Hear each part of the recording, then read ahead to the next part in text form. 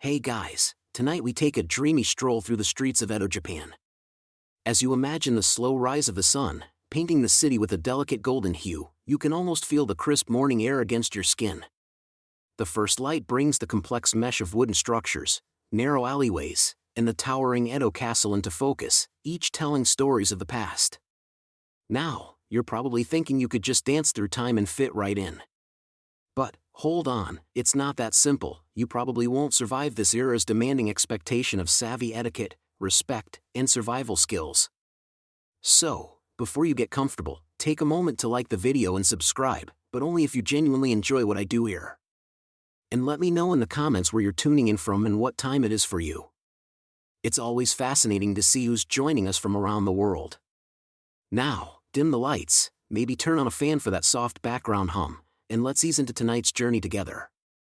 The city of Edo begins to stir, the air thick with early morning whispers and the soft rustling of leaves. You stand atop the stone walls, witnessing the grand splendor of Edo as the sun peaks over the horizon, infusing the sky with shades of pink and orange. It's a sight worthy of a canvas and captivating enough to make you momentarily forget the urban hustle awaiting you. You might think that the peace of dawn would last, but in reality, it only heralds the storm of daily activity that soon ensues.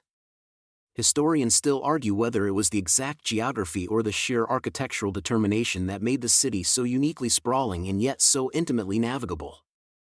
Looking over the rooftops, you see an artwork of overlapping tiles, their intricacies speaking of skilled craftsmanship that took years, if not decades, to perfect. We're talking about a time when a poorly aligned tile was practically scandalous, possibly leading to an Edo PTA meeting of sorts. In these early hours, the delicate scent of cherry blossoms might tickle your senses. Yes, it's the same aroma we romanticize in modern perfumes, except here it mingles naturally with the unfurling day. Your modern-day nose might catch peculiar hints, like the faint tang of wood varnish from the ongoing repairs or perhaps the earthier smell of dust stirred from the previous day's bustling activities. The sensory overload might be too much if you aren't a morning person, but at least there's no alarm clock jarring you awake. Just birds singing a melodious chorus that echoes throughout the city. The streets below are lined meticulously, a testament to the meticulous planning that Edo is celebrated for. You'd think it's just an aesthetic choice, but this geographical design ensures efficient movement and safety, given the regular threat of fires. Speaking of which, have you packed your imaginary Edo fire insurance? The past is riddled with tales of conflagrations that consumed entire neighborhoods. Each morning, people cast hopeful glances at the sky, praying for the calmness that dawn promises to hold true through the day. Beneath your feet, the stoic walls of Edo Castle seem to hum with a life of their own. These walls were more than just protective barriers, they cradled the dreams, secrets, and politics of an entire era. Inside, the shogun, like the well-oiled cog of a grand machine, plays a pivotal role in maintaining the order and prosperity of the land. Imagine a solitary figure in those chambers, grappling with the weight of leadership that would, no doubt, send the average 21st century couch potato into a meltdown. As the sun climbs higher, you might spot shadowy figures emerging from their humble abodes. These early risers, clad in simple kimonos, are the real MVPs of Edo, Japan. They embody the spirit and culture that keep the city pulsating day after day. Soon, the hums of morning greetings will fill the air, a soft murmur that seamlessly transitions the city from its sleep into energetic vitality. But don't be fooled into thinking that dawn offers any respite or leisure to the workers of the city. If anything, it's when wheels start turning, servants bustling about carrying out their morning duties, and artisans setting up their stalls. It's a carefully orchestrated ballet of dedication and sweat, ensuring Edo remains the vibrant heart of Japan. But don't be overwhelmed just yet. Keep your sandals on the path and let curiosity guide your way. This is, after all, just the first act in a day bursting with intrigue. So next time you're watching the sunrise, perhaps as you sip your morning coffee, spare a thought for Edo. A great, sprawling tapestry ceaselessly weaving the fabric of history, and each thread bearing witness to the dawns of yesteryears. As you stand on those historical battlements, let the cool breeze tousle your hair, breathing whispers of a past where time is but a fleeting illusion. There's much more to explore in this vibrant city, where every street corner holds a new story. Whether it's mystery, culture, or high drama, you've only scratched the surface. Let the city guide you as you shake off the last of your sleepy stupor, preparing to plunge into the heart of Edo where history and humanity entwine. Just remember, amidst all these new sensations, to blend in seamlessly so that time itself cannot detect your presence in this realm of dawn. Amidst the first glimmers of dawn, the bustling streets of Edo begin to shift and stir from their nighttime reprieve, promising another day teeming with life and activity. You decide to join this vibrant tapestry, a decision far braver than realizing you left your phone charger at home before a long journey. Here, the avenues of Edo are alive with captivating sounds and sights, and there's a rhythm that pulses through the air, as if the town itself sings a delicate symphony of everyday existence. As you wander, you'll notice the merchants setting up their stalls with an enthusiasm rivaling your morning caffeine fix. They're ready to barter and sell, their goods ranging from exquisite silks and ceramics to more peculiar items like shimoji, wooden rice paddles that, believe it or not, come in a variety of designs and are essential to any self-respecting household. Historians still argue whether the art of crafting these paddles reaches the level of some revered craft, or if it simply muddles the lines between necessity and novelty. Meanwhile, the aroma of freshly cooked street food creates an olfactory map for you to follow, guiding your senses through the intricate latticework of Edo's lanes. On your perambulation, the dulcet tones of talking and laughter drift past you, punctuating the clatter of wooden geddon stone. The spirited discussions, often about the fluctuating rice prices, the staple currency of the time, feel more animated than a debate over the best Star Wars saga. And just like in any bustling marketplace today, rumors and stories weave their way around you. A local favorite might share tales of samurai with a penchant for poetry, an endless curiosity for the art of words alongside the art of war. The streets teem with artisans, too, each practicing a craft honed over generations. Their workshops are nestled between the bustling stalls, where the sound of carving, weaving, and metalwork reverberates like a hypnotic percussive beat, the kind that would make even the most seasoned city dweller pause in appreciation. Potters skillfully mold clay into beautiful, functional objects, while fabric dyers dip cloth into vibrant hues, colors so striking they'd render your Instagram filter choices obsolete. Every step you take, every corner you turn, immerses you deeper in Edo's cultural hub. Ingeniously designed theaters flaunt kabuki performances where actors captivate audiences with elaborate storytelling and dynamic gestures.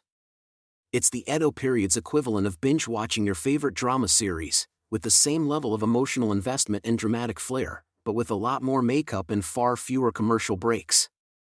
And then there are the tea houses, a world in their own right. Women, donned in graceful kimonos, usher you into spaces where tea preparation is an art as fervent and delicate as the sprigs of cherry blossoms that adorn these meeting places. You watch as the tea master moves with precision, each gesture studied and deliberate, reminding you that in simplicity lies immense beauty. Here, in these moments of reflection, the outside chaos melts away like sugar in warm water.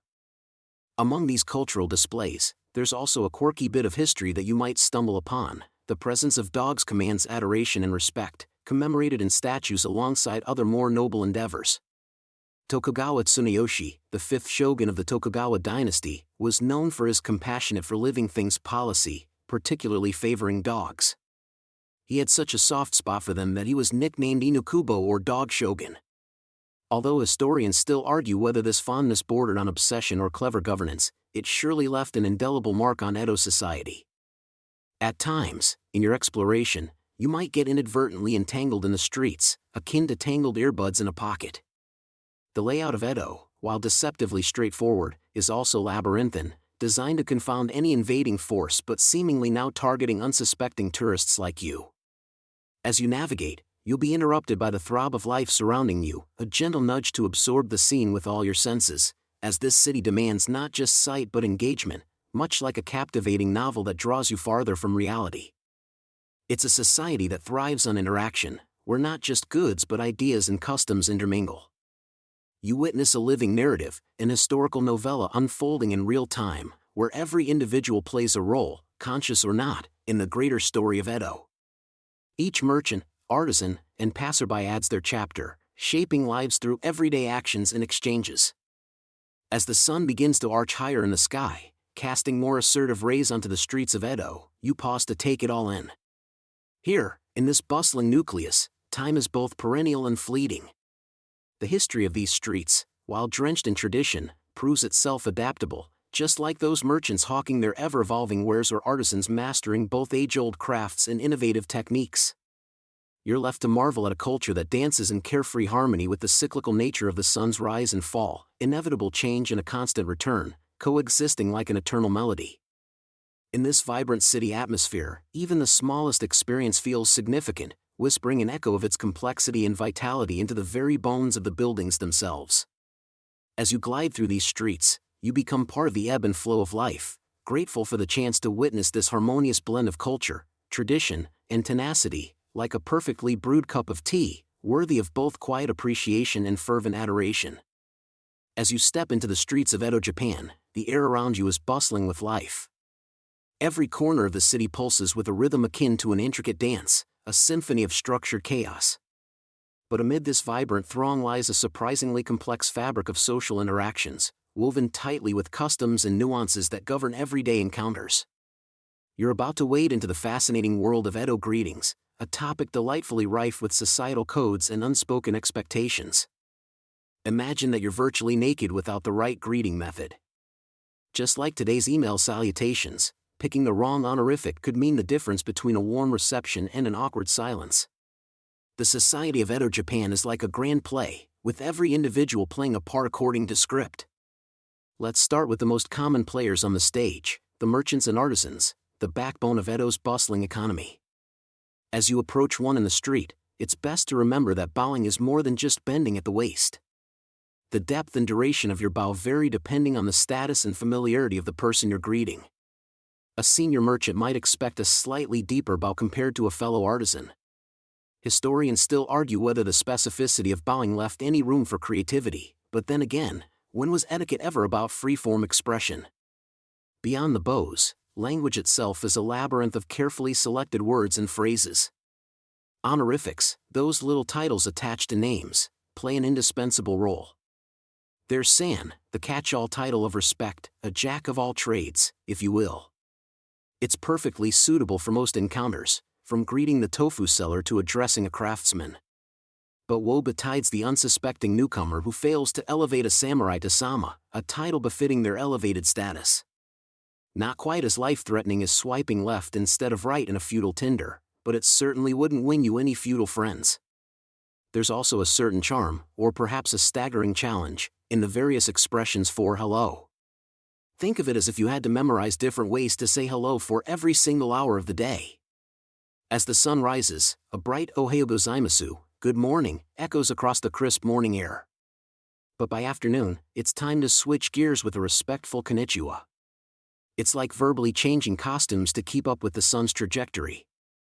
And then, there are those subtle, almost secretive worlds of forbidden greetings, cryptic nods exchanged between secret lovers or conspiratorial glances among those engaged in the political dance of courtly intrigue.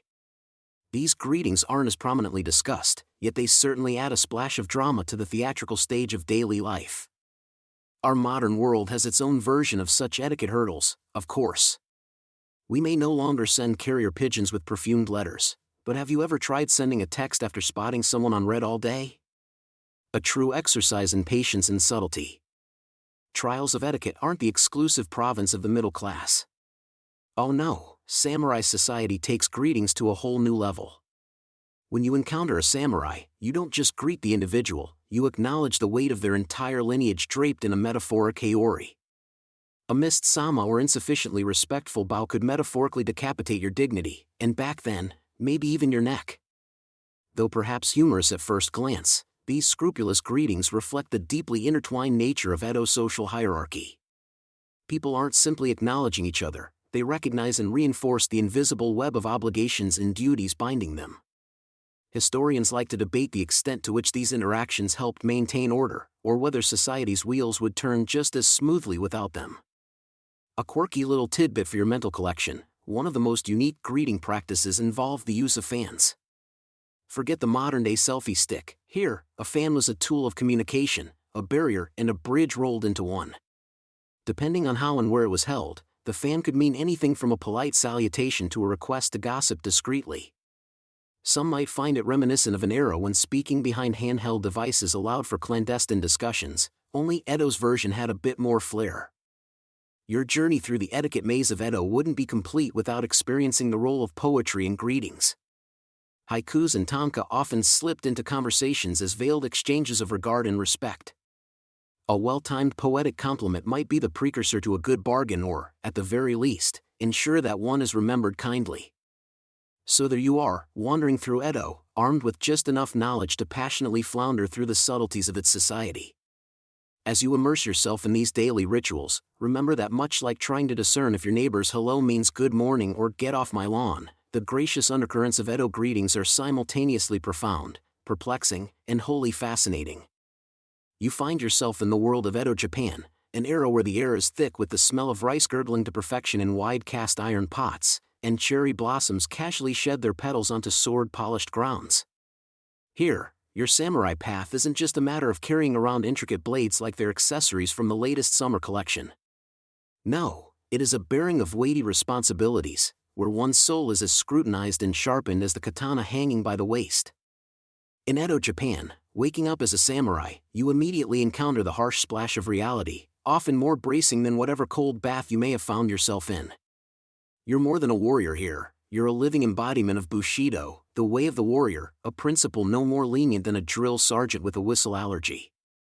It demands honor, loyalty, and self-discipline with relentless aplomb. Historians still argue whether Bushido originated purely from samurai ethos or was somewhat influenced by Buddhist and Confucian ideals that trickled into samurai culture like morning sunlight over shogun's gardens. The weight of these expectations could crush those not ready to bear it.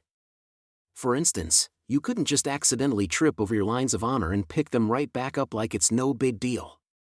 Oh no, a misstep here might require more than an apology note delivered by pigeon. Try imagining a 12-step self-improvement program featuring brutal training regimes, meditative thought cleansers, and self-reflection sharper than your sword.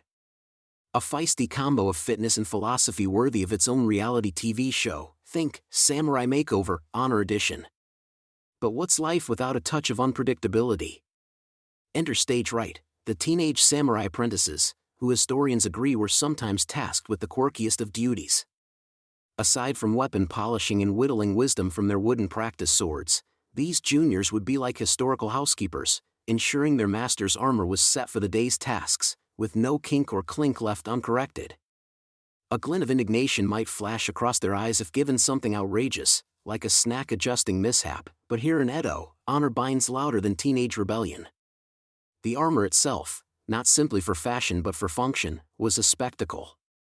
Wearing it could roughly be comparable to stepping into a medieval time machine and realizing you've popped out not at a gala, but perhaps a chilly cook-off in a castle. Each piece meticulously crafted, not just for protection but for reflection. The mirrors sometimes sewn within would catch glimpses of enemies and dishonesties, an eyewear hack that doubles as a vanity mirror for those quintessential mustache checks before battle. But let's brush off the serious bits of doom and moral destitution for a moment. Because when all is polished and the sun's fog lifts over Edo, you strip the layers of societal pressure and flashbacks of history class, approaching the dojo where skills are unsheathed and discipline reigns supreme. Here you are, in an ever-stoic practice mode. Kiai shouts punctuating the air, focus as sharp as the scent of brewing matcha. It's not just about mastering the swift, fatal strikes or defensive stances. There's muscle memory at play, a synchronizing of breath, spirit, and, fun fact, even laughter. Yes, laughter. It's said laughter was a welcome part of refinement exercises, quickly making Giggle Bushido into the coolest way to sharpen your reflexes around that clumsy friend. Your daily grind ingrains not only physical acumen but moral fiber stretching beyond the dojo. Debates rage among scholars whether this was nurtured more by necessity or choice. Was the samurai's role a calling or a crafted contingency plan in feudal stability? Perhaps both, like the uneasy alliance between swords and boardrooms in contemporary business essay, corporate katanas, we might cheekily call them. Yet, this world is vividly alive with contrasts. Fierce warriors, steeped in somber loyalty, sharing towns with merchants haggling over colorful fabric prints, or monks seeking solace amidst titled scrolls. For every stern nod of an armor-clad leader, there's the subtle art of etiquette nodding back, layers upon societal layers breathing like interleaved reliquaries. As you wander this intricate tapestry, the role of the samurai unfurls in cyclical patterns of challenge and endurance. Honor demands the heftiness of soul and sword, not out of fashion, but function. And you, effortlessly weaving through complexities and expectations of this bygone world, might wonder if history's serious undertones somehow skipped the part about rivalries and ceremonial tea steeping. Whether you emerge as a refined warrior scholar or a daydreamer whose armor is as polished as your polished thoughts, Edo's samurai life extends an invitation to witness grandeur entwined with daily humors. Because when you peer through ancient veils, past the ceremonial dignity, you'll find a world, not merely of stoic challenges but colorful, fleeting joys. Now, let's see if those pickled umeboshi still tickle that serious samurai spine. As the rice paddies stretch out before you, glistening under the warm embrace of the sun, you realize that this serene tableau is anything but artifice. In Edo Japan, rice isn't just food, it's a way of life, a tangible expression of wealth and survival. Like some of us still cling to the hope that coffee is a viable substitute for water, in Edo, rice is considered the very lifeblood of its people. Picture each grain, a tiny miracle of nature, so unassuming yet so profoundly influential. Rice is more than just the centerpiece of every meal. In this era, it's a national obsession wrapped in feudal tradition. Edo has yet to hear the marketing sirens of kale or quinoa. Rice is the star, the lead actor on this great stage of consumption. Its significance goes way beyond satisfying hunger, it's the economic backbone of society. Let's delve into the gritty world of rice trade, where transactions aren't about coins or paper bills but measured directly through koku, the unit understood best as the amount of rice that can sustain a person for one whole year. Imagine that being your modern salary. Hey, Dave, I hear you got a 2 koku raise. Now, that's some food for thought. Walking along these stone paths, you're not just treading on Edo's fertile ground, you're witnessing a delicate dance of diplomacy and power, represented by sacks of grain passing through countless calloused hands. The complex exchange woven into rice could give Wall Street a run for its money, or at least enough sustenance to run laps around it. But what makes this all the more interesting is the amount of rice given as samurai stipends. Yes, the revered and noble warriors were not compensated with the jingle of coins but rather with bountiful bags of our starchy protagonist. You might wonder how that works. Do they ride out to the rice bank and ask for a withdrawal during the off-seasons? Picture these noblemen, perhaps begrudgingly, totting around their yearly wage like farmers at harvest, debating the quality of grains with all the intensity of a culinary critic. In weaving the rice into more than just mere husks of sustenance, the Tokugawa shogunate wielded control with both subtlety and authority. By linking the daimyos, or feudal lords, income directly to rice output, an intricate web of power and dependency was spun. Daimyo found themselves focused not just on territorial spats and ceremonial matters but on the strategic cultivation of their rice fields. Just imagine trying to find an artful way to segue a discussion about feudal policy into one about irrigation techniques. Now that's a social skill worth envying. Historians still argue whether this rice-centric economy was the best blueprint for societal stability or if it planted the seeds, pun delightfully intended, for future issues. Some suggest the reliance on a singular staple created an economic monoculture that made any calamity affecting the rice yield potentially devastating to the state's economy, a bit like putting all your eggs in one small, grainy basket. Our modern sensibilities might tug at the notion that diversifying your assets is wiser, perhaps, but in the closed-off world of Edo Japan, rice proved both economic anchor and existential necessity. Let's throw a splash of quirk into our pot of rice debate, a story compelling and peculiar enough to have been whispered around smoky Edo tea houses. Enter the practice of rice fortresses, defensive tactics masquerading as storage strategies, where cunning samurai would hide precious parcels of rice in obscure, outlandish places to keep them out of enemy hands. Think national treasure but with less drama and no maps scribbled on the back of ancient scrolls, just hymns dedicated to prudent rice management. You might wonder if you'd get tired of such a universally bound economy. Well, perhaps in the same way we grow comfortable yet weary at the number of avocado toast options today. Yet, it's astonishing to think how much culture, livelihood, and power could be compacted into something so small that can get stuck in your teeth. With every hushed transaction, each clink and careful measure, you find yourself submerged into Edo's heartbeat. Rice isn't merely rice, it's a reverberation of sustenance, currency, and a strategic player in the broader tableau of Japanese life. As you listen for the quiet rustle of stalks in the fields, their whispering seems to carry all manner of stories ancient yet sincere, a reminder that sometimes, the simplest things wield the grandest influence. And so, as you meander past the paddies, note the setting sun painting its golden strokes over these fields. You might just overhear the murmurings of centuries past, a peculiar economy that, much like an artist's lasting legacy, imprinted its canvas across the fabric of an era. Rice, oh this humble grain, becomes much more than it appears, challenging assumptions and affirming itself as the superstar it was always meant to be. As you navigate the labyrinthine streets of Edo, it's not only the cobblestones underfoot or the air thick with the scent of cooking rice that you must acknowledge. Instead, the invisible and yet ever-present strata of the class system loom over you like an omnipresent watchtower. A system designed to keep everything and everyone firmly in their designated place, not unlike a perfectly ordered bento box where every grain of rice knows its purpose. In Edo, Japan, your place isn't just handed down, it's prescribed with the precision of a tea ceremony. At the top of this social salad bowl are the daimyo and the samurai, the noble classes whose lives are expected to echo with the clang of armor and the whisper of ancient lineage. Below them, the farmers, or peasantry, tilling the fields and shouldering the responsibility of feeding the nation. It's worth noting that appending this hierarchy isn't recommended unless you have a penchant for seppuku. As you hover over the bustling scene like an omniscient spirit, you wonder, how strict could these class distinctions possibly be? Well, they were about as flexible as a tatami mat. Impersonating a higher class was a quick ticket to a decidedly unceremonious end. The samurai, with their stoic, bushido-infused smugness, would remind you, quite literally, where you stand. Historians still argue whether the rigidity of this class system stifled innovation or preserved cultural purity. What we do know, however, is that this social latticework wasn't without its quirks and loopholes. Take the chonin, Edo's merchant class, who, despite being lower on this social totem pole, amassed wealth and influence that sometimes surpassed even the samurai.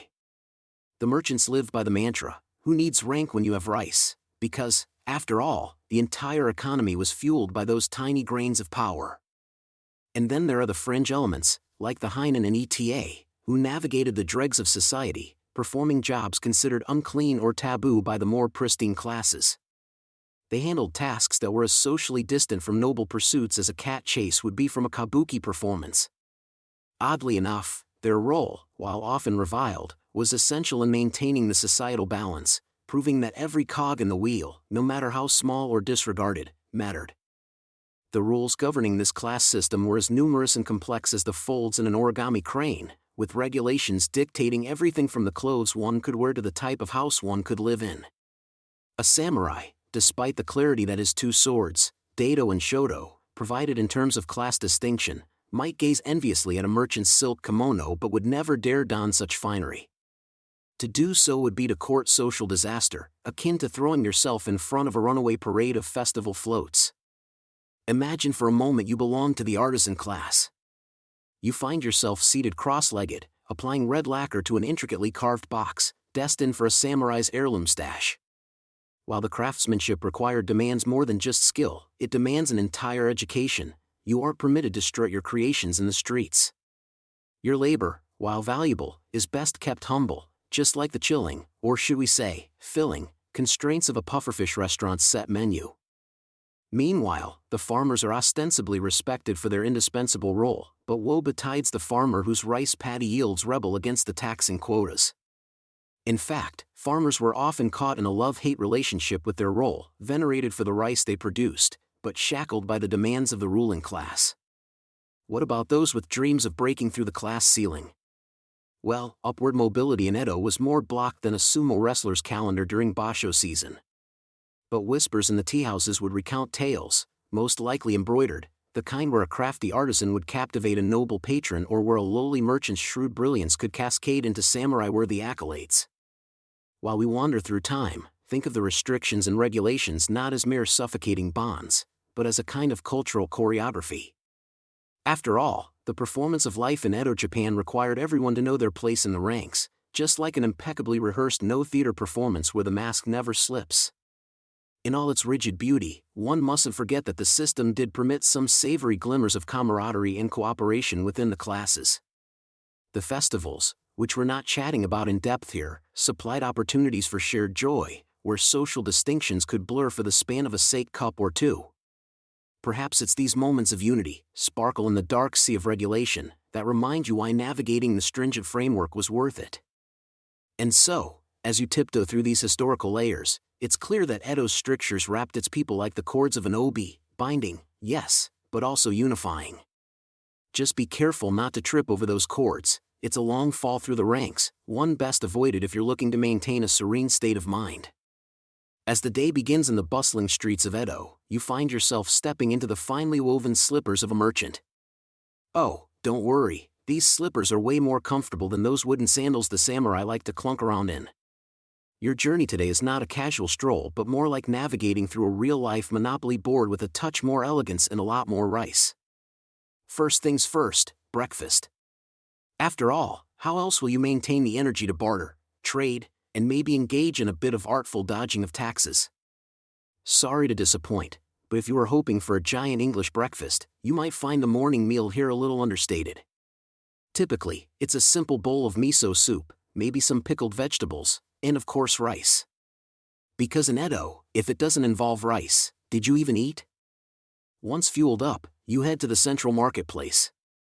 Merchants like you have a paradoxical place in society, vital to the economy but low in social status. Think of yourselves as the original influencers. The marketplace is alive with the chatter of haggling voices, the mix of aromas from freshly caught fish to subtly scented teas. Historians still argue whether it was the charm of the merchandise or the deft negotiation skills that made a successful merchant.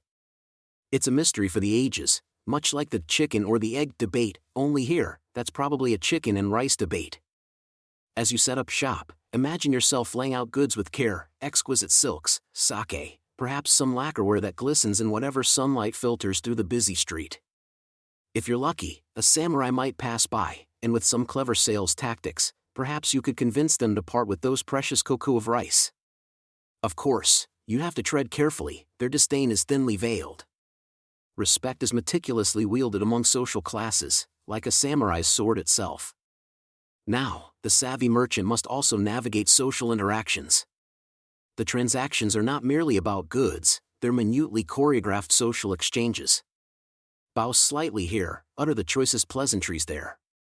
Did you just bow too deeply? Oops, that's conveyed deep subservience when you were merely an equal here. Much like trying to craft the perfect tweet today, it requires skill and an astute awareness of your audience. Being a merchant in Edo also means staying alert to the season's ebb and flow. New products from the hinterlands, spices from Kolhapur, textiles you swear are the newest trend in Kyoto, your livelihood depends on what wares are available and in demand. It's a bit like trying to keep up with Apple's latest products, except instead of AirPods, you're trading in exotic incense and quality textiles. Yet beneath the hustle, there's a kind of camaraderie among fellow merchants. An unspoken bond is formed over the mutual understanding that today's profits might mend yesterday's losses. Have you ever wondered if the modern stock market's roller coaster is really as new as it seems? Merchants had been riding their emotional waves through market fluctuations long before it was cool. A quirky note for you, some merchants found rather creative methods of spreading their store's fame. Much like today's TikTokers, they relied on catchy jingles or enchanting performances to draw in crowds. Imagine a blend of a Broadway musical and an infomercial, all skillfully performed as you sample snacks that might just titillate Edo's elite taste buds. Lunch approaches, and in these streets, a bustling marketplace serves wondrous foods. You might pause to share a wholesome meal, seated upon a tatami mat overlooking a carp pond. As your stomach settles, filled with the comforting flavors of soba, buckwheat noodles swift to prepare and even swifter to slurp, you reflect on the peculiar fact that while merchants are considered lower class, their wealth often surpassed the samurais. But wealth without rank is like having Wi-Fi without a password, useless unless you can't really access all its benefits. The afternoon sun dallies upon the rooftops, signaling the day's descent and with it the closing of commerce. As you pack away your goods, the conversation with a fellow merchant brings news of a curious newcomer in town, a Dutchman from Najima, looking to peddle his own wares. Such novelties keep the spice of life going, much like your Instagram Explore page surprising you with unexpected cat videos. As dusk settles, recall the challenge that looms each day, to artfully skirt around the edges of societal structure while attempting to accrue not just riches, but respectability. Dear merchant, it's all in balancing the expectations, to be skilled in both your trade and the dance of Edo's rigid class tango. Once more historians scratch their heads, wondering if those merchants ever did achieve the reverence they pursued, or were they forever caught in the relentless push and pull of status and station vagaries, much like us buying one too many decorative throw pillows despite knowing, deep down, we shouldn't. With the market packed away and the alleys clearing, you are afforded a rare moment of introspection.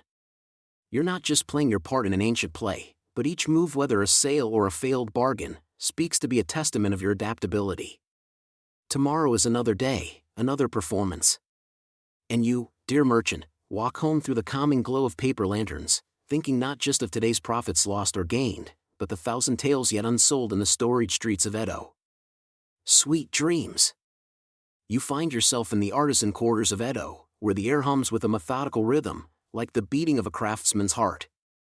The cobbled streets underfoot echo your footsteps, a gentle reminder of the dedication etched into every stone by the hands of those who walked before.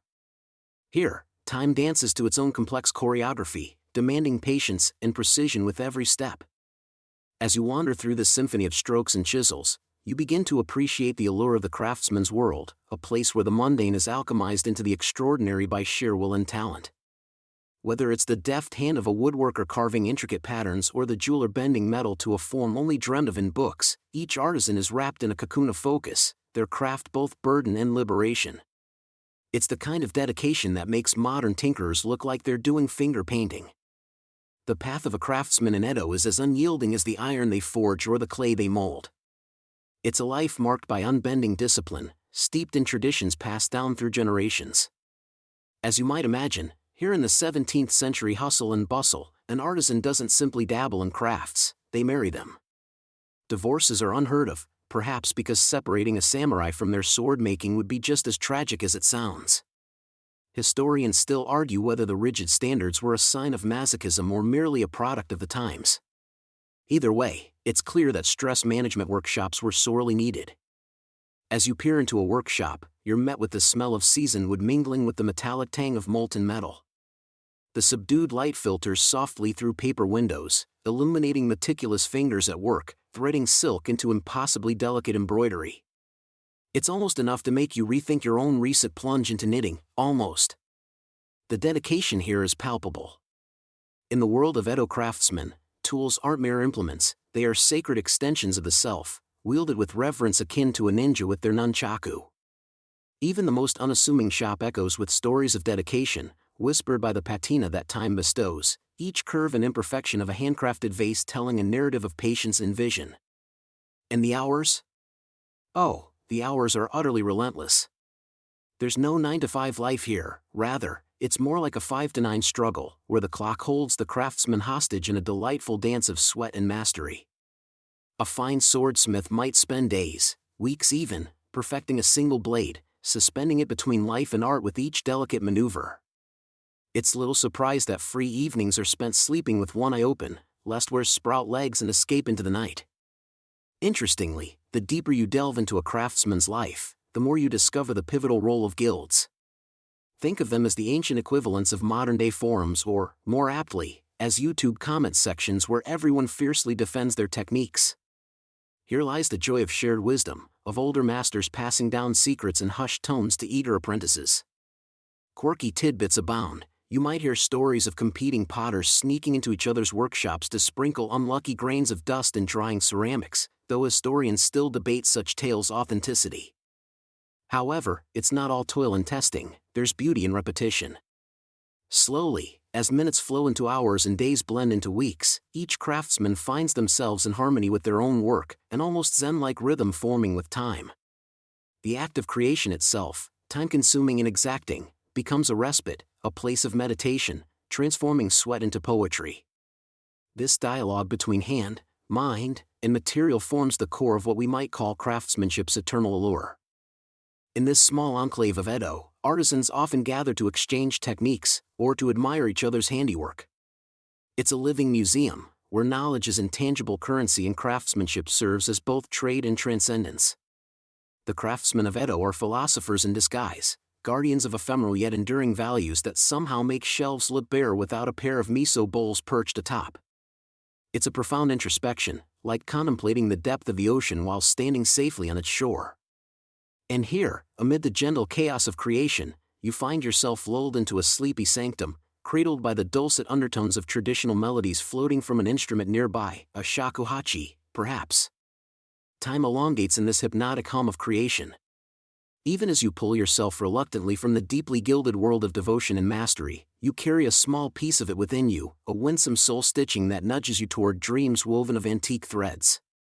As you leave, remember, every modern convenience was once merely an idea scratched onto paper by a craftsman under the candlelight's watchful eye.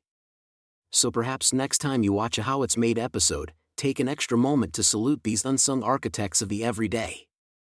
After all, their legacy is as profound as their process, binding us to our past with cords of unyielding creativity. As you meander through the meticulously laid streets of Edo, you're surrounded by an endless ripple of paper, in shops, households, and even blowing through the wind. In a world where screens and digital texts haven't yet turned everyone into tech zombies, paper is the undisputed champion of communication and art. You might think that's a lot of trees waving white flags of surrender, but remember, this is Japan. We're talking about paper made from mulberry bark. Sustainable and elegant. The urban jungle here is, surprisingly, quite leafy. Edo's marketplaces, with their sprawling stalls, are where you first witness this paper-producing prowess. Merchants proudly display exquisite sheets adorned with flowing kanji characters, which to the untrained eye, might look like someone spilled a spider trying to escape from a bottle. But don't be fooled, calligraphy is a revered art form, demanding the steadiness of a samurai hand and the patience of a monk peeling 1,000 grapes. Ink dances gracefully on these delicate surfaces, each stroke a signature of the artist's soul. Historians still argue whether the art of calligraphy was more revered than the sword, as both were believed to express the warrior's inner truth. But trying to slash through a battle with a brush in hand might require a tad more creativity than whiskers of ink can muster. These papers also play roles beyond mere decoration. Think business cards, but larger, fancier, and capable of conversation. The Japanese stiffly shuffle their feet, handing over a paper card with both hands, a mini ceremony unto its own.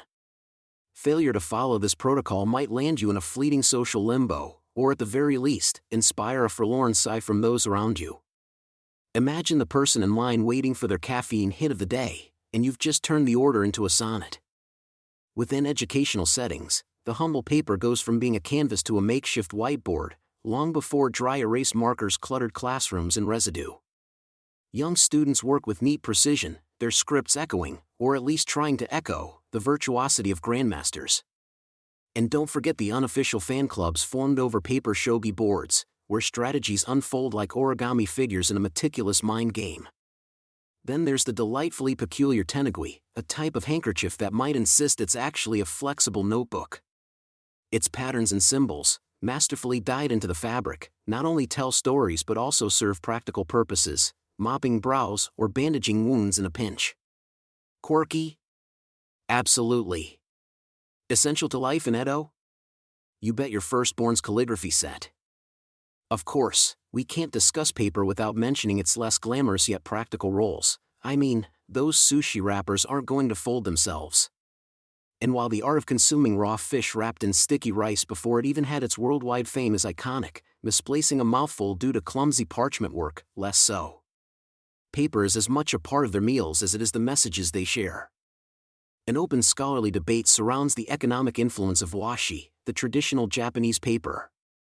Some argue that its production rivaled that of silk and pottery in terms of shaping trade dynamics in Edo, Japan.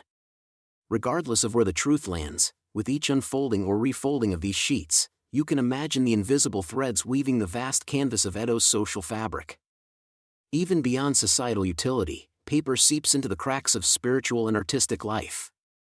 Explore any shrine, and flickering lanterns might light your way with messages from past pilgrims, scrawled wishes hung with clothespins of fragility and hope.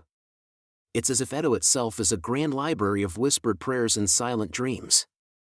Then, let's not forget the occasional poetry readings, where paper carries the weighty musings of melancholic haiku, reflecting on everything from the changing seasons to surprisingly aggressive rice balls. Considering all this, it's clear navigating through the urban sea of paper in Edo, Japan required a deftness absent from our digital poking and prodding. Yet, as amusing as it is to imagine an Edo villager reacting to an email, would they write back with a brush? The real beauty lay in the tactile, tangible exchange of ideas, where every piece of paper had the potential to become a masterpiece. As you feel the textures of these sheets, it's easy to slip into a trance, though not quite the kind that involves glowing screens. The scent of ancient mulberry and ink fills the air, and you wonder if maybe, just maybe, the modern world, with all its conveniences, has lost a certain, well, paper charm. And as you further stroll through the streets, brushing sleeves with papermakers and calligraphers, the rhythmic whisper of paper fluttering in the gentle breeze is a lullaby of its own, a reminder that in Edo, Japan, even the seemingly mundane speaks volumes. You find yourself in a city that thrives on its rituals, Edo, where even the simple act of bathing isn't just a mundane necessity but a cultural linchpin. The Edo period is famously strict, with laws and customs wrapping your daily life like a snug, yet sometimes stifling kimono. Amidst all these traditions, the bathhouse serves not just as a place to cleanse the body but as a spiritual and social haven.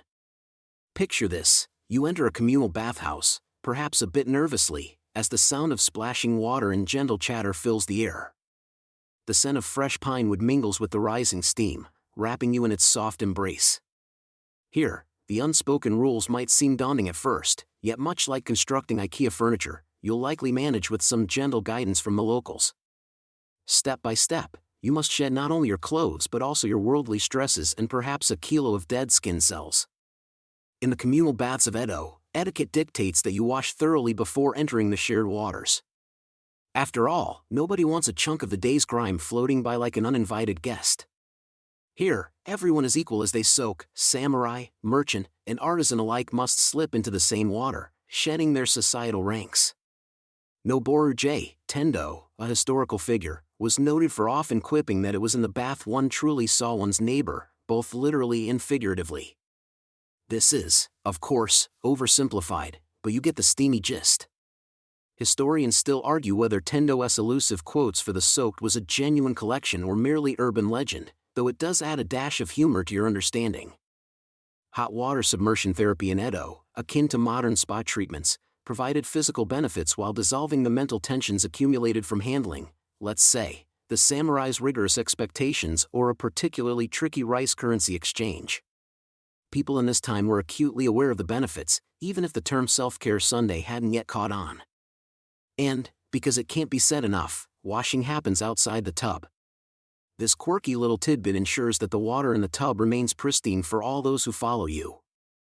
The cleansing station is equipped with small wooden buckets and ladles, like low-tech but highly effective showerheads. If you thought throwing a bucket of cold water over yourself sounded medieval, you'd be half right. It's invigorating, they assure, so gird your loins and prepare for a cold splash at times. Here's where things get sociable, much like finding yourself in a surprise icebreaker class you hadn't signed up for. Inside, customers chat amiably about daily events, recent haikus, or the peculiar weather, blending personal interactions into the art of bathing seamlessly. It's rumored that some business deals even spark in these steamy settings, a precursor to the corporate sauna gatherings we know today. These gatherings cater to a delicate balance of individual privacy and communal unity, hence why some unwritten bathroom rules loom larger than Mount Fuji itself. For example, excessive speaking could lead you into a realm of disapproval, though some still interpret that rule differently. Once, an Edo period gossip column, and yes, they had them, albeit scribed on scrolls, detailed how a local artisan slipped up, talking so much that his voice echoed beyond the wooden walls. A conversationalist of the baths, they mockingly penned. But there's no mistaking the relaxation response, one so sought after that it might convince you to forego the comforts of home bathing forever. The bathhouse, sento, provides not just cleanliness. It's a cultural ritual that ties you momentarily to something larger than yourself. Soak, reflect, and maybe wonder if this is the 17th century equivalent of scrolling social media feeds, disconnected yet so deeply connected. Downing the second cup of fragrant tea, available nearby to aid your relaxation, you might catch sight of bath tokens, intricately carved small wooden tags used as entry passes. Now, here's where things get odd. Some folks collect these like souvenirs, despite the fact they were meant to be returned. It's reminiscent of patrons absconding with hotel toiletries as keepsakes, even when they'd likely never used that mini sewing kit. Lastly, As with modern echo chambers where we seldom hear opposing views, there's the great scholarly debate over whether these communal settings genuinely foster intimate bonding or merely mimic community while maintaining social distance. It's a question as eternal as the hot water bubbling in timber tubs. As your time in the bathhouse concludes, you step out into the cooling night air of Edo, refreshed and possibly with a newfound appreciation for these communal interactions that bridge the gap between the rigidity of daily life and the sheer joy of simple luxuries. So, next morning as you trudge through routines, remember the bath's silent symphony, a comforting oasis in a world brimming with expectations. Who knows? Maybe the future will hold Japanese Sendo-style spas in every neighborhood, where phones are doused, and connections are leaned upon without a single electronic chirp, an aspirational thought as soothing as the legendary crooning from Edo's famed raconteurs of the baths themselves. As you find yourself immersed in the swirling rhythm of life in Edo, Japan, the days are punctuated by vibrant festivals that infuse the air with a kaleidoscope of color and sound. These seasonal festivities offer a deep sense of temporality and connectivity, tying the lives of Edo's inhabitants to the cycles of nature and tradition. Picture yourself strolling through a lively street draped in bright banners, the air filled with the sweet scent of blossoms and the melodic clang of drums. Take, for instance, the Cherry Blossom Festival, or Hanami, where families and friends gather beneath the boughs of blooming sakura. They lay down tatami mats, share bento boxes filled with delicacies like sushi and tempura, and, of course, sip sake, a surefire way to bring out Uncle Hideo's endearing, albeit questionable, haiku skills. Historians still argue whether the true purpose of Hanami was to celebrate nature's fleeting beauty or merely to indulge in sake-fueled naps under the guise of cultural appreciation. Regardless, this festival represents the profound appreciation for nature that permeates Japanese culture. The lively Gion Matsuri, originating from Kyoto, nevertheless finds echoes in Edo, with its grand processions featuring intricately designed floats. Decorated with tapestries and figures that could make art historians weep, these floats glide through the streets to the beat of traditional music. As you watch the procession, the sheer detail and craftsmanship of each float evoke the dedication and skill of the artisans who built them. And of course, there's that one float that always seems to get stuck trying to clear a tight corner, much to the delight of onlookers who enjoy a little slapstick humor amidst the grandeur. Another curious festival is the Obon, a reverent yet lively celebration that honors the spirits of one's ancestors. As night falls, the cityscape twinkles with countless lanterns lovingly set afloat on rivers, illuminating the waters like stars descending to earth, a sight so breathtaking, it's almost enough to forgive whatever ancestor invented the sandal sock combo. Neighborhoods vibrate with the sound of taiko drums and the spectacle of Bon Odori dancing, as people of all ages circle to the beat, clad in colorful yukata. A quirky tidbit from the Edo period is the Torai no Ichi festival, which is held in November to bring good fortune and prosperity. Stalls brimming with decorative rakes, or kamade, promise to rake and lock in success, though modern scholars might cynically note the resemblance to the contemporary Black Friday shopping frenzy.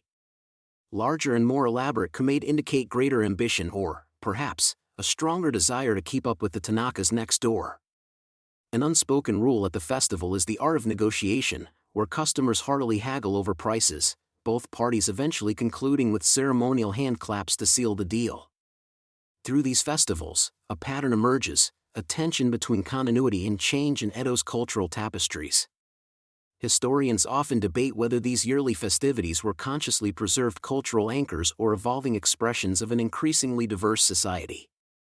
Perhaps they were a little of both, a comforting blend of tradition and novelty that offered a way to mark time and foster community. As you amble through the vibrant lanes of Edo during festival times, perhaps you even join a crowd gathered around a rakugo storyteller. With deft phrases and a paper fan to conjure worlds from nothing, the storyteller spins tales that swerve from the philosophical to the uproariously mundane. Cue another open scholarly debate: did the Edo populace lean towards more profound entertainment, or was a well-timed pun about an incompetent samurai enough to get the tea-house rolling with laughter? Amidst all this celebration, you can't help but surrender to a profound sense of connection, to each other, to the planet, a shared heartbeat resonating with the pulsing life that surrounds you. Yes, the seasons change, ushering in different sights, sounds, and flavors, but these festivals serve as a steadfast reminder of life's constancy amid the flow. Immersed in Edo's festival spirit, you might find yourself pondering a universal truth: no matter the era or place, people are drawn to gatherings that allow a moment to pause, reflect, and of course, enjoy a little sake-induced revelry. So, dear time traveler, with your mind alight from the day's festivities, you finally repose in the tranquility of the Edo night, contemplating the unique blend of human continuity and transformation witnessed along the colorful paths trodden by those who came before you. As the lanterns flicker and the soft glow of candles illuminates the cobblestone streets, you find yourself immersed in the gentle embrace of nightfall in Edo, Japan. The hustle and bustle of the day subsides, replaced by an overwhelming hush that seems to settle like a comfortable quilt over the entire city. It's as if Edo collectively sighs, transitioning from the vibrant energy of the marketplaces and busy avenues into a serene quietude. There's a haunting beauty in this silence, a sort of peacefulness that you might compare to the vague memory of a distant relative's lullaby that put you to sleep as a child. The streets, once alive with the clamor of traders and townspeople, now transform into shadowy veins winding through the heart of the city. The only sounds are the distant, rhythmic calls of night watchmen, meandering through Edo's districts. Walking these dimly lit paths, you can almost sense the invisible threads of history weaving around you. There's a subtlety here that historians love to discuss, debating whether this tranquil nightly ritual was simply a practical matter or if it carried deeper, more philosophical roots. After all, Edo was no stranger to contemplation and the art of balance, with its strict social codes and philosophical underpinnings ingrained into the fabric of life. You might wonder how people managed to navigate such darkened alleys without the benefit of modern streetlights or glow-in-the-dark smartphones to guide their way. The answer lies in the flickering oil lamps set outside every home and shop, casting gentle halos of light onto the path ahead. In an era before neon signs and billboards, these lamps were the humble custodians of Edo's nighttime ambience. As you make your way through the nearly silent city, you might encounter a night soil man making his rounds. Yes, these brave souls were tasked with the less than glamorous job of collecting human waste to be used as fertilizer, a system that was both efficient and environmentally savvy, long before eco-friendliness became a hashtag. It reminds us that some inconvenient jobs are as timeless as sleep itself. The architectural layout in Edo significantly contributed to its nighttime serenity. Streets were designed to curve and meander, a kind of ancient city planning strategy aimed at confusing potential invaders, although, let's be honest, the intricate maze might just thwart tourists trying to find their Airbnb today. Trade-offs, am I right? But this design also meant that sound didn't travel far, which helped maintain the quiet atmosphere, leaving only the whispers of a gentle breeze to accompany your night walk. Candles flicker inside homes as families gather for the evening. You peek inside to catch glimpses of nightly rituals that offer both comfort and connection. Some engage in yamawari, communal village patrols, where locals ensure safety in numbers with little more than simple lanterns and wooden clappers to ward off any potential ne'er-do-wells. Others might observe yobanashi, the art of storytelling under the stars, where fireside tales of heroes and mythical creatures fuel the imagination, a time for legacy and lore to intertwine. One quirky aspect of Edo's nighttime culture was the phenomenon of night crying. While that might sound suspiciously like a breakup song title, it refers to a custom where children, if they suddenly woke and cried in the night, were scolded. It was believed that a quiet child would help to preserve the nighttime tranquility. Whether this belief was rooted in genuine superstition or was just a clever way for sleep-deprived parents to manufacture some peace and quiet, well, historians still argue over the real motivation there. Silence also granted Edo's citizens the perfect backdrop for contemplation and simple pleasures. Nighttime was when many would indulge in the quiet art of bonsai, carefully tending to minute details of their miniature trees with patience and precision. A relaxation technique that demanded an eye for the delicate, bonsai served as both a meditative exercise and a reminder that even in the dark, growth could flourish. Others might choose to focus on the art of ukiyo-e, woodblock printing that captured the essence of everyday life, and sometimes, the night itself. Artists would painstakingly carve intricate scenes into blocks of wood, allowing their imaginations to wander free in the still of night. The imagery produced depicted the fluidity of life and, quite literally, painted the town as a place of both vibrant and serene energy. In the silence, you could hear the subsiding rustle of the leafed rooftops, a tender reminder that nature still held sway over the urban sprawl. More than just a roof over heads, the thatched or shingled housing told tales of materials chosen with respect to local resources and environmental consideration, a conversation still very much on the agenda in contemporary debates, albeit with more building codes involved now. Yet, the silence of Edo was more than just the absence of noise. It was a cultural canvas, reflecting the rhythmic ebb and flow of a society finely attuned to the dance of day and night, labor and leisure. You find yourself slowing your movements. There's no rush in this twilight moment, no urgency to disrupt the serenity enveloping you. As you settle into this harmony, it's easy to forget the uncomfortable footwear or the absence of your modern conveniences. In a way, the silence seems to strip away the clamor of not just the city, but the mind, offering a rare moment of introspective luxury, a silence we often paradoxically seek with the apps on our phones today. In this hauntingly beautiful pause in time, the echoes of Edo's night reverberate through both the past and present. You sense the stories hidden in every shadow and the anticipation shimmering on the gentle breeze, an ethereal goodnight spoken by a city whose voice is strongest in its silence, mingling with the stars above and the dreams they whisper. As the day in Edo, Japan gracefully winds down and the haunting silence of nightfall takes hold, a new dimension of life unveils itself, a realm of poetry and midnight tea whispers.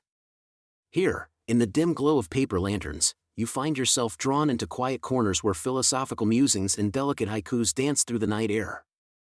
You thought a quiet evening at Starbucks was the pinnacle of intellectual pursuit? Think again. In this era, the samurai's sword is matched only by his skill with a calligraphy brush, and your latte pales in comparison to the elegant simplicity of a tea ceremony. The tea ceremony, or shinoyu, becomes a portal to tranquility, an art form that transcends the mundane and sweeps you into a reflective stillness. You kneel, a bit awkwardly perhaps, as custom dictates, in a tatami-matted room, where every gesture has intention and every sip of matcha connects you to something greater. Just like modern microbreweries obsess over hops and barley, great care is taken in selecting the finest tea leaves. Yet, unlike the mad rush at your local cafe, here the slow, deliberate unfolding of the ceremony invites you to savor anticipation itself, teaching a level of patience that modern life may have dulled. Historians still argue whether the tea ceremony's discipline was a counterbalance to the chaotic life outside or a space for philosophical rumination and inner reflection. In any case, what cannot be disputed is the incredible attention to minutiae. The angle of a scooping hand, the tilt of a tea bowl, all of this matters. You did dress for the occasion, right? Because here, even fashion plays a pivotal role. Your kimono becomes part of the ceremony, its color echoing the seasons or your own theme of contemplation for the night. Complementing the tea's earthy notes is a recitation of renga, a collaborative form of poetry. Imagine poetical relay races, except instead of sweating runners, you have serene individuals tossing allusions and metaphors like well-crafted baton passes. What starts as a simple observation about a plum blossom often ends as a profound reflection on life's impermanence. Yes, these poet-athletes define their own version of a marathon. Who needs reality TV when you can critique life and mortality with 17 syllables? Perhaps you marvel at how easily these poets conjure sweeping vistas of nature or weave lines imbued with a longing that lingers even after their voices have faded. It strikes you that these haikus can capture a moment as fleeting as the cherry blossoms falling outside, evidencing a cultural awareness of time's relentless march. And perhaps there's a chuckle in recognizing that while modern office memos drone on with bullet points and jargon, these poets need no more than a few lines to evoke entire landscapes of emotion and wisdom. Now that's efficiency. One might say this poetic tradition captures the fragile beauty of life, yes, but it also reflects keen societal observations. It's not all moonlit reflections, after all. Quirky tales abound, like that of Matsuo Basho, Japan's most celebrated haiku poet, who, if legends are to be believed, once debated the merits of a frog's plop into water as a metaphor more appealing than the same tired old songbird on a branch routine. Whoever thought frog sounds could ascend to poetic immortality? Poetry nights often invite a smattering of patrons ready to ponder humanity's great questions, or perhaps just eager for an excuse to consume one more pot of tea, only this time with a nuanced gracefulness that defies any need for sugar. Here, gossip and philosophy blend. Sometimes the latest political shifts seep into verse, as poets reinvent the world over steaming bowls and subdued laughter. And for those with ears to discern, layers of meaning unfold, ripe for interpretation, or misinterpretation, depending on how many times the tea bowl was passed around. It is said the haiku is the soul's whisper, its brevity a mirror to life's fleeting nature. But was this poetic currency the exclusive domain of the learned class? Not entirely. Anecdotes persist of common folk experimenting with their own modest verses, injecting humor and satirical observation that anticipated today's social networks. Who knows, perhaps Edo's streets were secretly awash with viral verses penned on paper while strolling between appointments or errands, early predecessors to our pithy tweets.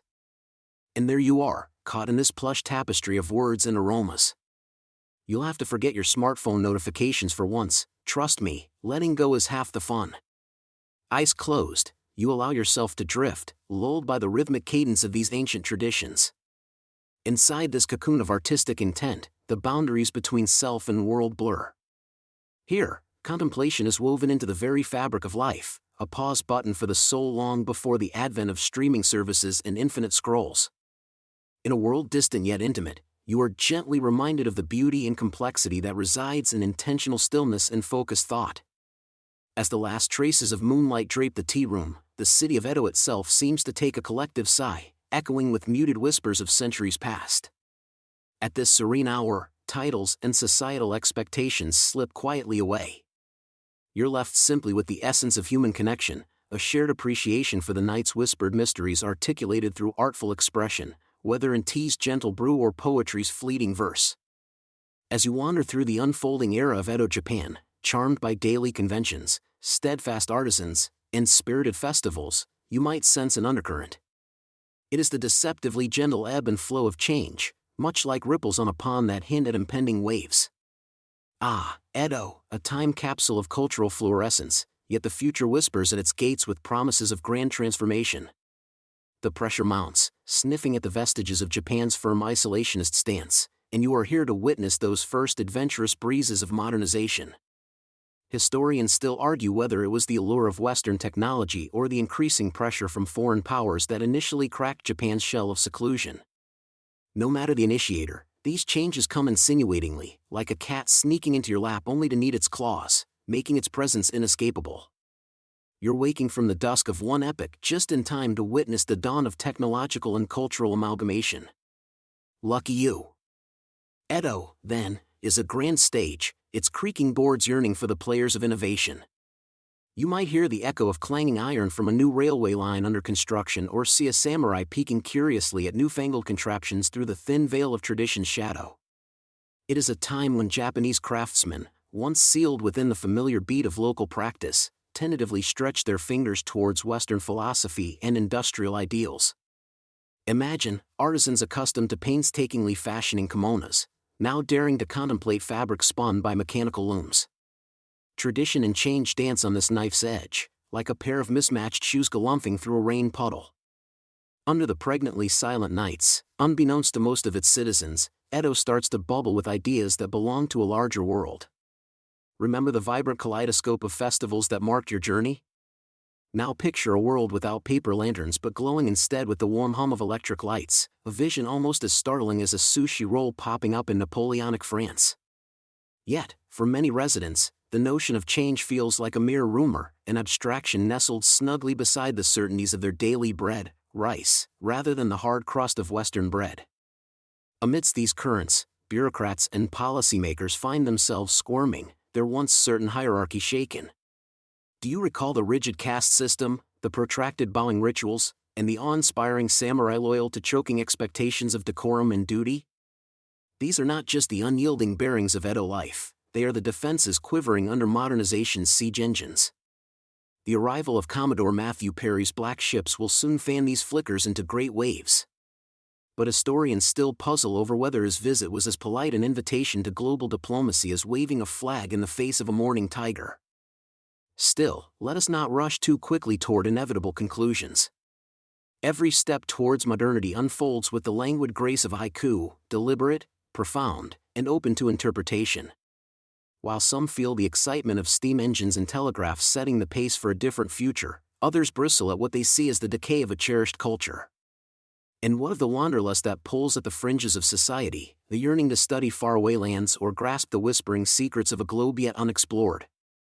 In weaving these currents, you can't help but wonder where you belong in this tapestry so densely threaded by history's hand. Would you dare as the few who embrace imminent change to push norms? Or would you find comfort in the familiar, like resting your head on a cushion that rounds just so?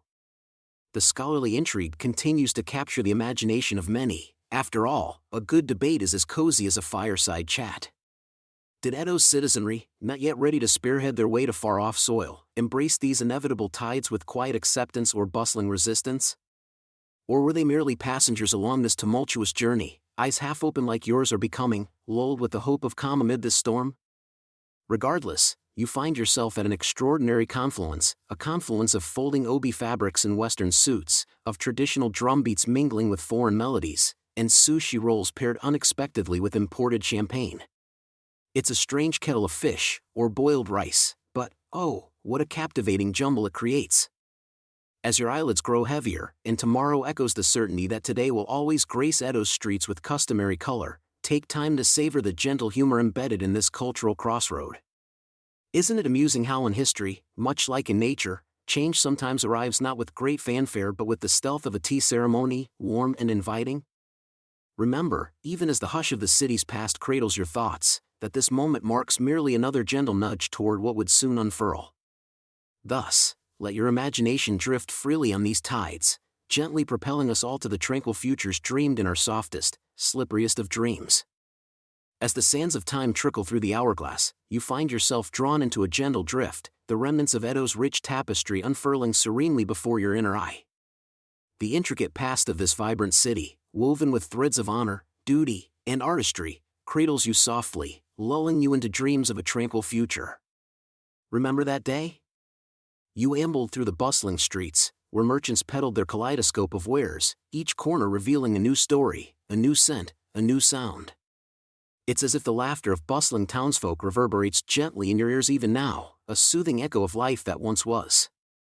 Historians still argue whether the ambitions of Edo's great architects were met because, much like a modern-day fantasy novel, their blueprints often aimed for perfection while reality had its own messy pen strokes to add. Yet here in the stillness, those debates fade into the background, leaving you with the soft, comforting hum of possibility. The structures they built, with their sweeping roofs and intricate gardens, stand firm in your mind's eye, each beam whispering tales of those who walked those corridors. You remember the graceful bow of greetings, each nuanced gesture a dance in itself, filled with unsaid words and layered meanings. The etiquette of Edo, a delicate theater of social ballet, left a mark on you, didn't it? You wonder now about the long-standing debate among scholars. Could it be that these rituals were choreographed more for the observers than for the participants themselves? Was it a show for the watchful eyes of the community, a performance of harmony and peace? And the samurai, oh, the samurai with their weighty armor and even weightier codes. Bearing those expectations took strength, did it not? Yet beneath that formidable exterior, a heart often yearned for simpler times of peace and beauty, perhaps dreaming not of bloody battles but of quiet poetry under cherry-blossomed skies. Like the soft rustle of wind through bamboo, your thoughts meander, contemplating the warrior's paradoxical dance, a life entwined with the sword yet yearning for the pen. You float past the rice paddies, those seas of gently waving green that once sustained a nation. Did you ever consider the quirks of economics in Edo? Rice wasn't just food.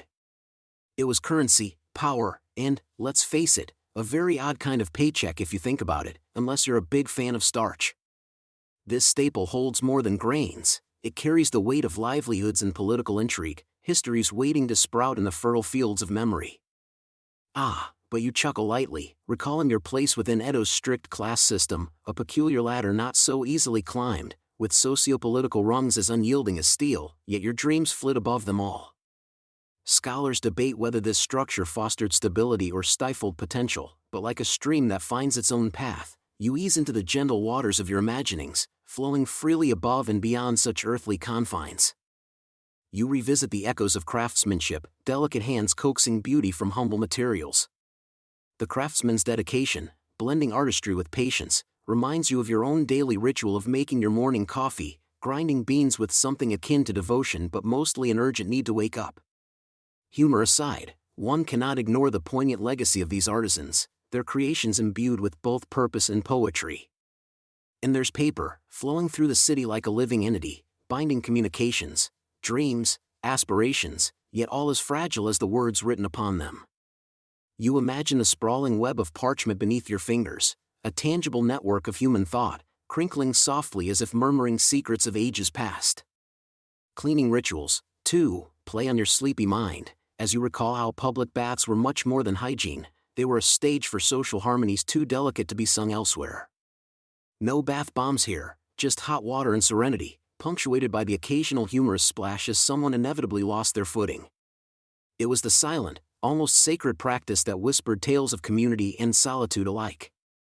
Festive processions drift by, color and light painting scenes against the canvas of your mind. Those colorful festivals, timed to the whims of nature and tradition, intertwined human spirits with seasonal rhythms, each celebration echoing the earth's own transient beauty.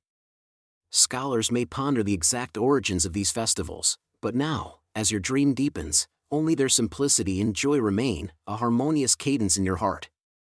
Nightfall returns, wrapping Edo's cobbled pathways in a quilt of stillness, where every whisper and rustle is magnified in the quietude. This haunting silence becomes a cocoon, cradling thoughts that flit like moths between memories and dreams. And as you drift into the world of poetry and midnight tea, you wonder whether these quiet moments were the true heartbeat of the city, where life's complexities distilled into simplicity and reflection. Amidst this tapestry woven with strands of tradition and change, you witness the shifting tides as Edo gently yields to the whispers of modernization. Futuristic visions dance lightly on the horizon, as historians continue to debate the catalysts of such transformations. But tonight, you know in your heart that the future, much like these dreams, is a tale still in the telling. Now, as the night drapes its velvety cloak a little heavier over your mind, the cadence of thought slows, softened even further by the gentle weight of this tranquil lull. The bustling symphony of Edo fades softly into the distance, replaced by the gentle rustle of dreams whispering across the landscape of your mind. Rest easy, weary traveler. Let fatigue's gentle embrace draw you deeper into the plush comforts of slumber. In this quiet realm, where echoes fade into soothing silence and dreams are the language of the night, yield to the serene lullaby of Edo's whispers. The poised dance between past and future dissolves into a lull, carrying you ever so softly into the boundless haven of dreams unspoken, where peace and tranquility reign in gentle perpetuity.